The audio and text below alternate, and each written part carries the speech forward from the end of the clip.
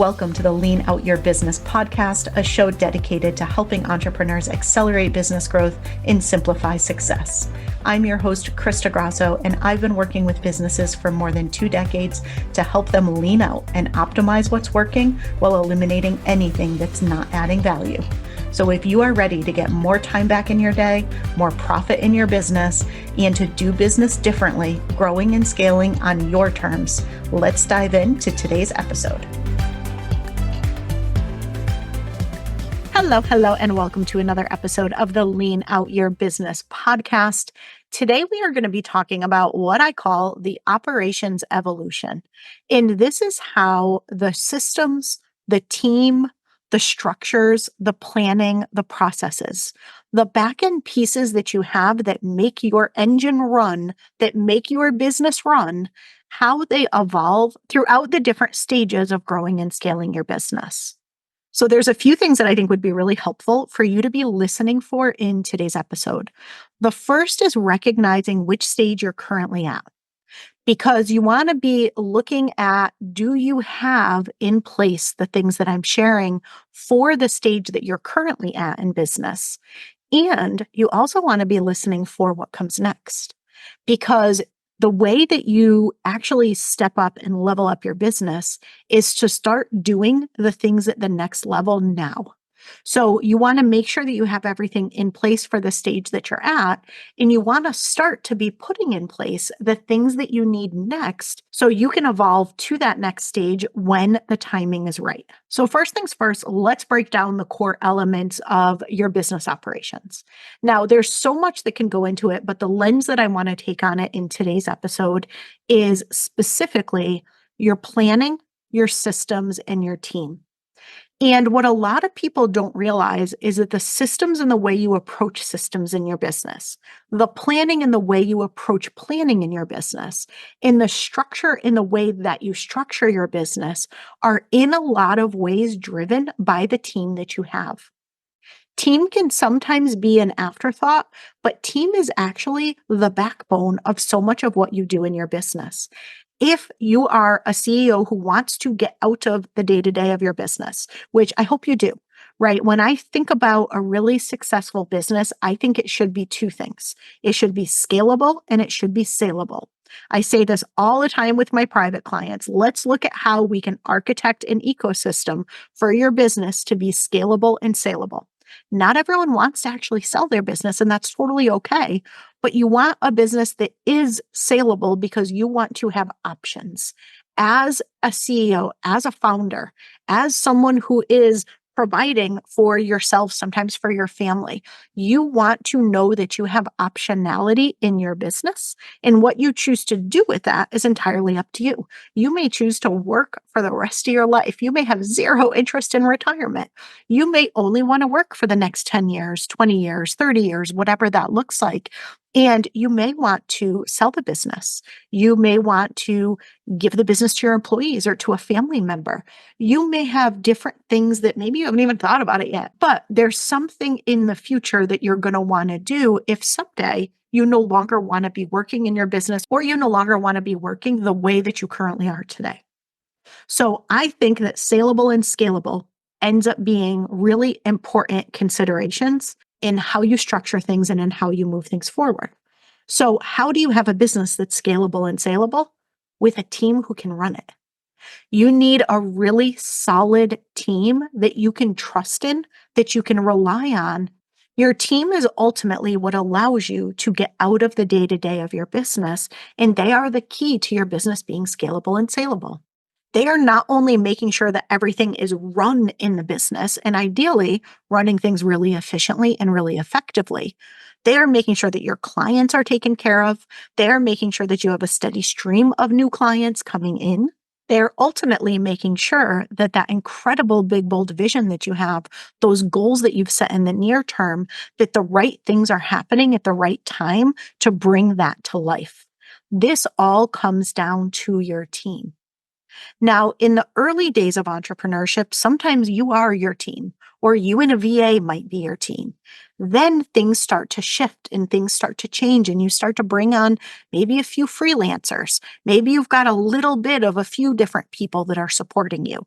And then over time, that transitions where you start to bring in more full time people. This doesn't necessarily mean employees from a legal sense of the word, but where you've got people at least 20 hours a week, maybe 40 hours a week. I actually have mostly full time people, but most of them aren't employees. They're still freelancers or contractors technically, but they work full time for me. And then over time, as your business really continues to scale, you go from more full time team to sometimes teams of teams. I know in a lot of the work that I've been doing for these past 24 years, where I'm working with these really large scale, multi billion dollar businesses, Fortune 500 businesses, they've got thousands and thousands of employees, right? Some of the businesses I work with have 30,000 or 50,000 employees. And I'm coming in and I'm transforming the way the entire company works. So it's large scale teams of teams. When you've got those teams of teams, there's all sorts of things that need to be coordinated across the company. You've got multiple departments that need to fit together. You've got multiple priorities that are dependent on one another that are being worked on by different pockets of the organization, right? There's a lot of complexity in how do you as a business achieve your overall vision, your overall goals, your overall strategic objectives, and how does each individual team get done the things that they need to do and ensure that they're working on the right things at the right time and that the things that they're doing are not negatively impacting the other things that people are doing, right? There's a lot of complexity that comes in as you get into teams of teams, especially in an environment where it's teams of teams of teams of teams, right? Like these large scale organizations have. Most of us do not have organizations of that size and will never have organizations of that scale. But within our own business, especially as we start to break into seven figures, multi seven figures, eight figures, that's where we are sometimes going to have multiple teams. That's where, if like me, you have multiple businesses, you might have team members who are spread across multiple businesses. So it's kind of like that big company that has teams of teams. You have teams focused on distinctly different things, but there's a lot of overlap. So, based on the structure of your current team, that is going to drive the structure of the rest of your operations. As a solopreneur or that solopreneur with a VA, maybe a little bit of freelance help here and there, things can be much more informal. Your systems and your tools aren't nearly as important. You do over time want to systematize. And I believe that when you want to start systematizing is when you are going to do something on repeat. When you are experimenting and trying something and it's just you, that's not the right time to invest in a whole lot of systems because the likelihood you're going to do the same thing twice, not very high. When you start to get traction with something, you're like, this is it. This is what I want to do. And not only do I want to do this, but I now want people to help me do this, or I want somebody to take on ownership of this and do this. That's when it makes sense to start to put a system in place. And when you put that system in place, that's where people can then start to help you with it without having to ask you so many questions and without so much being dependent on you. When you have people coming in to more own particular tasks for you, that's also where sometimes those systems that you're creating need more detail. They need to be more prescriptive. You're not bringing this person in necessarily to be a strategic thinker. You're bringing the person in to be a pure doer. And as a doer, you just want them to basically follow the instructions of what to do and to get it done and to get it done well. There's pros and cons of this approach, right? The pro is for the first time in your business, you've got some help. You have somebody who's helping you implement on things so you don't have to do everything yourself and you don't have to do some of those things that maybe aren't a natural strength or you don't enjoy. And that's a really good thing. The downside at that early stage, when you have just a VA with you or you have a couple freelancers with you, is you are the middle of what I call the hub model. So you technically still own everything. You own everything and you just have people basically helping you. I'm saying help in air quotes. And it's because you have people helping you, you are in a delegation model. And as part of that delegation model, you're creating the system or the SOP or whatever it looks like. You're telling people what needs to be done and when it needs to be done. You're tasking them to go off and do it. They are doing it and probably coming back to you with questions or for approval or for your review. You are probably fixing things if they're not necessarily going really well or they don't meet the standards that you'd like. And you are probably approving things. So even though somebody is doing the work, like the hands on keyboard work, which is nice and can feel slightly freeing, you're actually creating a whole bunch of other work for you because you're in a delegation model. And we always hear that you need to learn to delegate better. I actually think you don't need to delegate at all. Delegation is the enemy of freedom. Delegation does not give you freedom. Delegation is not the answer. The answer is inspired ownership. Inspired ownership is much harder to get when you have these little tiny bits of multiple people in a freelance model. Inspired ownership is much easier to instill in the business and to make part of your culture when you have those more dedicated team members, whether they're employees or contractors. So that is why I love making the transition from the small bits of pieces freelance model to more of a dedicated team model. It makes everything so much better in your business, and it's where you can start to actually experience more freedom in your business. If it's just you and a VA, if it's you and a VA and a few freelancers, you are still not going to have freedom. You are going to have systems that are more prescriptive. You are going to have to still own more, still own a lot of the decisions. And really, it's what I call the boomerang effect, where when you're delegating, everything boomerangs back to you. Anything that goes wrong boomerangs back to you. You probably might even have the work boomerang back to you if the person quits or leaves or goes on vacation, depending on the way that you have your team structured, because you don't actually have a team. You have a bunch of individuals that you are tasking to do individual things. Right. And so this is the early days of entrepreneurship. Hopefully, that is not where you are in your business today. But if that is the place that you are in today, as quickly as possible, you want to move to the next level, which is where you have more of that dedicated team and where you're transitioning from a place of delegation and being the hub to a place of inspired ownership and being the visionary leader. Visionary leadership really starts when you have more of that dedicated team. Now, dedicated looks different for everybody and every business model. I personally like somebody at least 20 hours. I like big blocks of few people as opposed to little blocks of many people. It reduces complexity.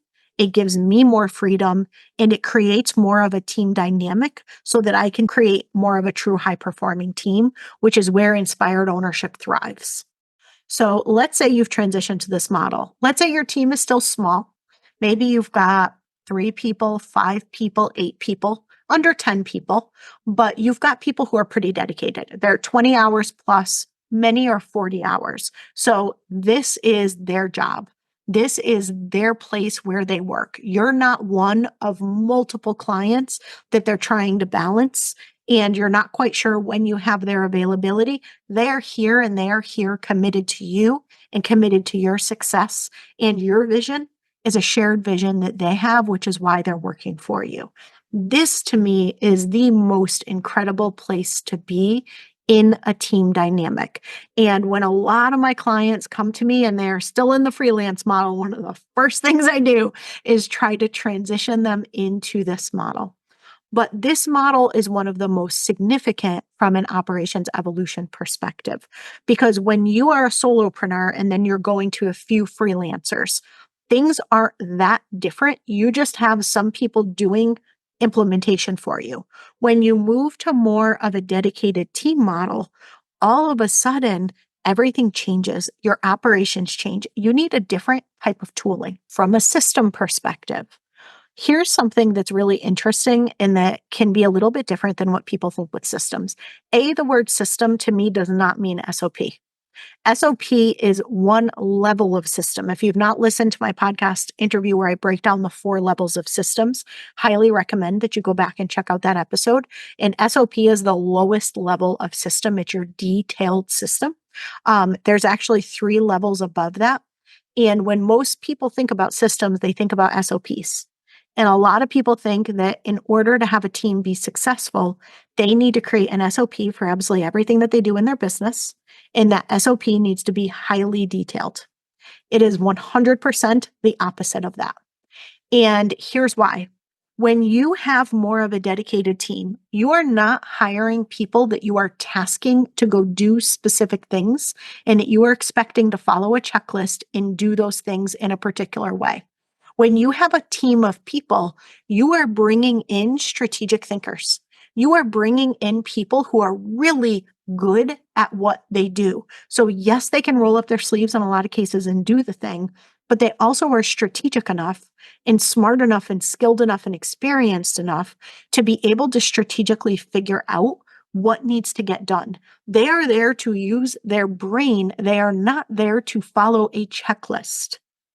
I see people take the checklist approach and apply it to more of a dedicated team.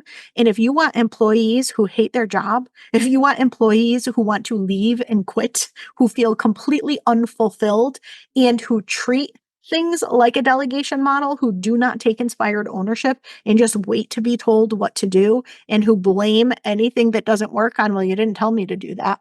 That is usually a sign. I can usually tell when that happens that one part is culture, but the second part is it is an organization that has over documented and overuses systems.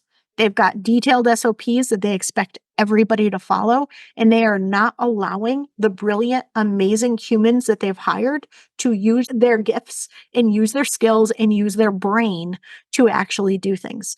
So when you have this type of environment, this is the beginning of building out a high performing team.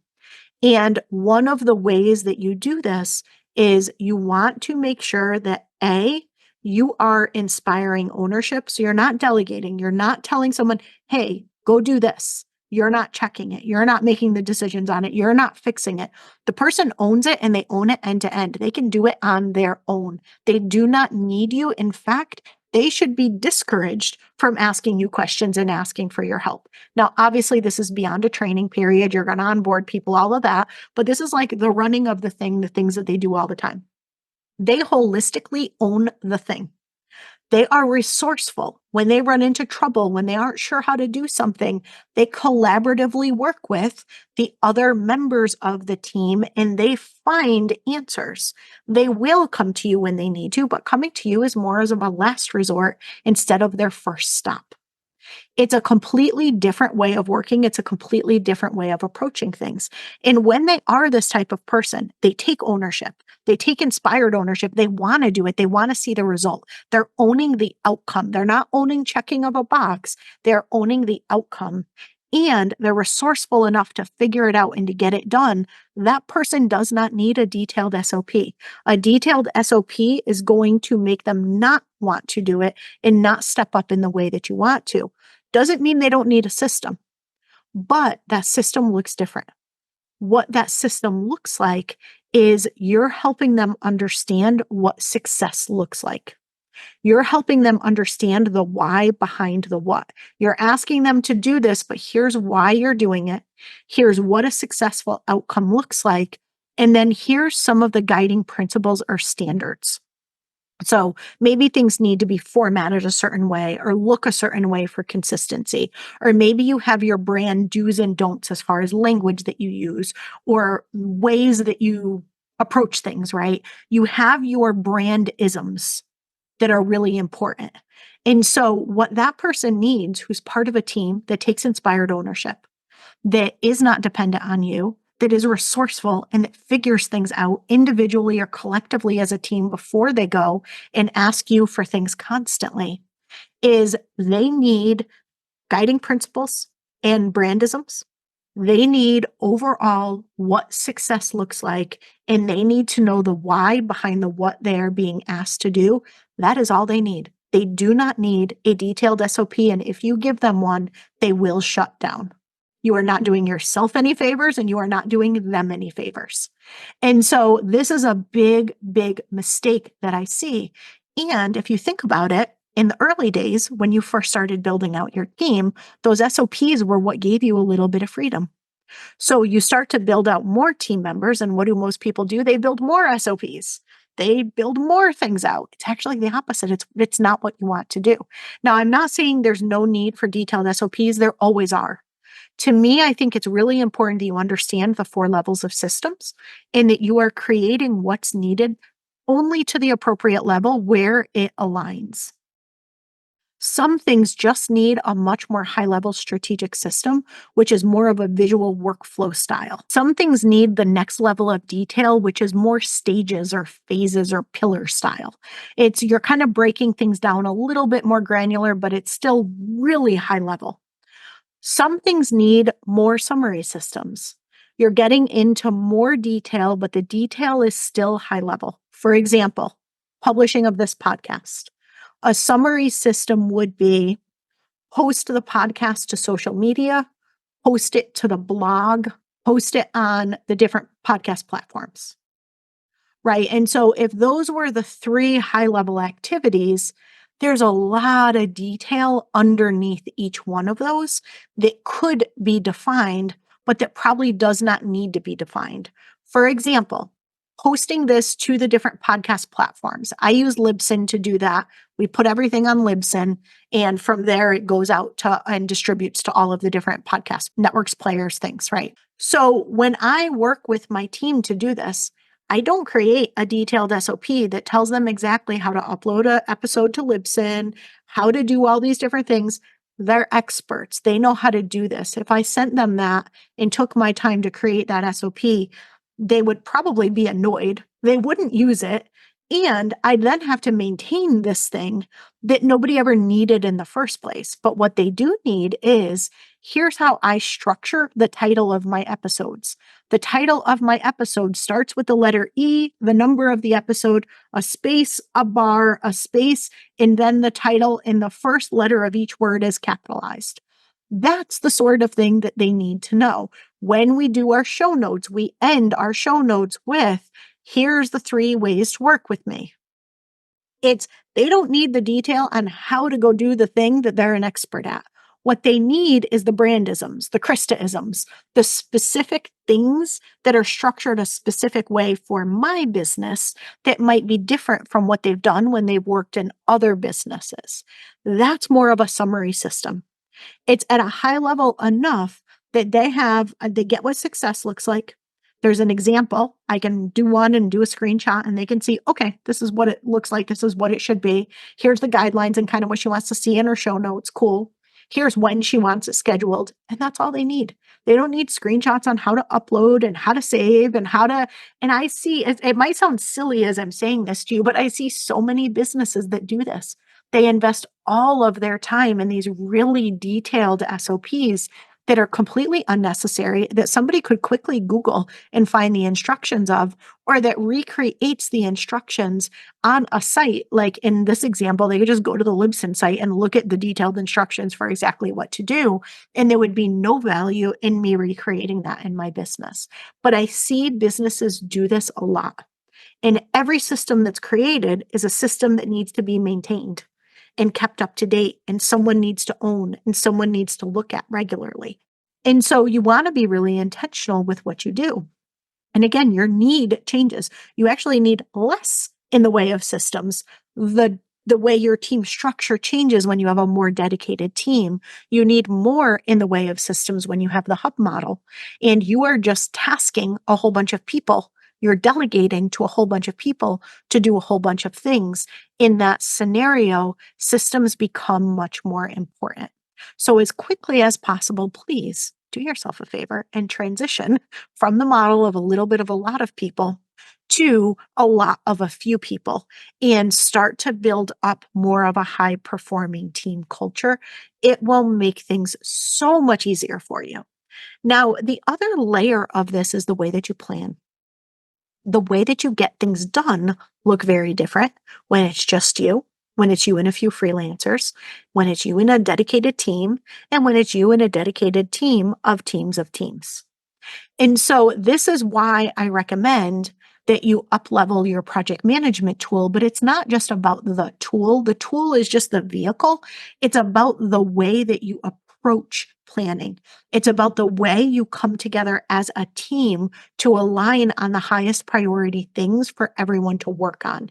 It's how everyone collectively understands, what do we need to do for client delivery? What do we need to do to run the business? Oh, and by the way, how can we make this even more efficient so we have more space for strategic things instead of investing all our space in things that could be automated that we're doing manually. So you've got the running of the business, you've got client delivery, and then you've got the strategic initiatives that are going to help you grow the business or scale the business depending on the stage that you're in. You need to be aligning around, what is it that we are going to be focused on in the next 90 days?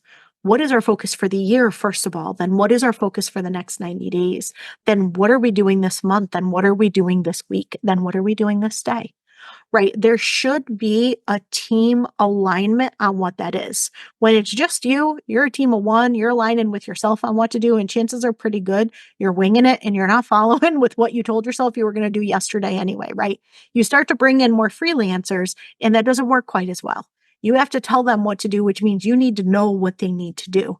And so you can't wing it quite as much. You need a little bit more structure as you're bringing in freelancers. And if you don't want to waste a lot of money, and you don't want to waste a lot of time, you need more structure. When you have that more dedicated team, that is where you absolutely need a solid strategic planning practice. Of course, I highly recommend the lean strategic planning practice that I've developed, that I do with all my private clients, and that I teach you how to do inside Simplify to Scale. It is a lightweight, adaptive, flexible approach that is a really solid way to plan, align what you do day to day back to your vision and to your goals, and to bring the whole team together on a regular cadence so that they have that clarity. They're laser focused on what actually matters, but they have the capacity and the space in their schedule to be adaptive when they have to react to something completely unexpected hits you that you as a team need to align around and get done.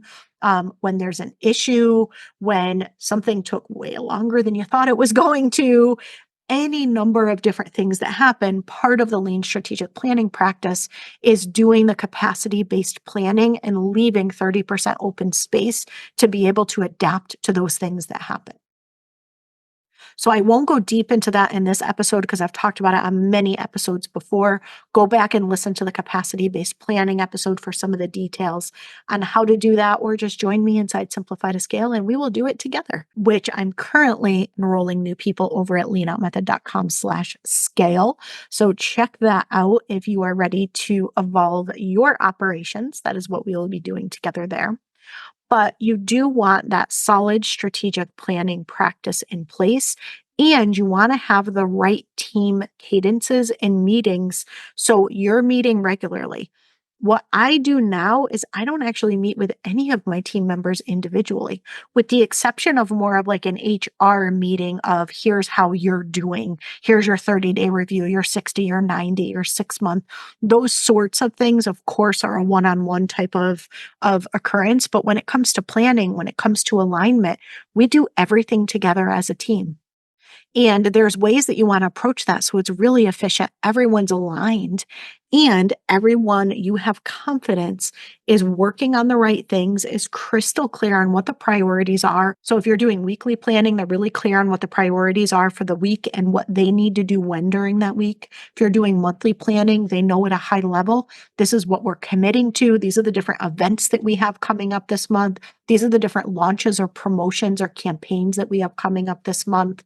And then on that 90-day level, what are our big goals that we're trying to achieve, our 1 to 3 goals for this 90 days? What should we be focused on? And how are we going to balance that with the running of the business and the delivery of our existing products, programs, and services?